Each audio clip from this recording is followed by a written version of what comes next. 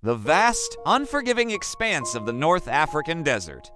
June 1942, while massive armies clashed at Gazala and Tobruk, a far more clandestine war was being waged in the shadows, deep behind enemy lines. This is the story of Operation Salam, a mission so audacious, so perilous, it bordered on the impossible. Our story begins not with a bang, but with a whisper. A German intelligence officer, Hauptmann Laszlo Almasi, a real-life desert explorer whose knowledge of the Sahara was legendary, proposed a daring plan. He would lead a small, specialized unit of Brandenburgers, Germany's elite special forces, on a 1,000-mile journey through the deadliest terrain on Earth. Extra water tanks, sand mats, and oversized tires were their only concessions to the brutal environment. The team itself was a hand-picked group of veterans, men who understood the desert's harsh language. Their training was relentless, focusing on navigation by the stars, vehicle maintenance under extreme conditions, and surviving with minimal resources. For them, the enemy wasn't just the British long-range desert group. It was the sun, the sand, and the crushing isolation. Let's look at the map. The standard routes were crawling with British patrols. Almasi's plan was to use a route thought impassable by any army, the Great Sand Sea. This was a treacherous ocean of towering dunes and soft, vehicle-swallowing sand. Navigation was critical. A single degree off course could mean missing a vital, hidden water source and a slow, agonizing death. They would travel mostly at night, using the cooler temperatures to their advantage and the darkness as their cloak. The journey began under the cloak of darkness. The convoy of 4 vehicles slipped out of their base at Yalo Oasis, their engines a low thrum against the desert's silence. The first few days were a grueling test of endurance. Temperatures soared past 120 degrees Fahrenheit. The fine sand infiltrated everything: engines, weapons, and food.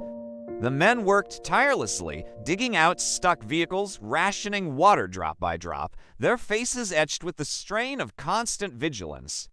The psychological toll was immense. The endless horizon played tricks on the mind, and the silence was a heavy, oppressive blanket. He could read the terrain, identify ancient caravan trails invisible to the untrained eye, and locate wells known only to local tribes. One evening, a lone British reconnaissance plane circled high overhead. The men froze, melting into the shadows of their camouflaged trucks. Every man held his breath, his heart pounding. The plane flew on, oblivious. They had escaped detection, but the close call was a stark reminder of how close they were to failure. After weeks of travel, they approached the cargo oasis, deep inside British territory. This was one of the most dangerous phases. They had to cross a major British supply route. Disguised as a captured British convoy flying the Union Jack, they drove boldly onto the road. An Allied patrol passed them going the other way. The drivers exchanged casual waves, a moment of pure, adrenaline-fueled audacity. The deception worked. They had passed through the lion's jaws without being eaten. The Brandenburgers, their job was only half done. Now they had to make the 1,000-mile return journey. The trip back was even more harrowing. Their supplies were low, the men exhausted, and the vehicles were on their last legs. They were forced to raid a remote British supply dump for fuel, a silent, nerve-wracking operation conducted in the dead of night. They slipped in, took what they needed, and vanished back into the desert, leaving no trace. After nearly a month behind enemy lines, the battered convoy finally rolled back into their base.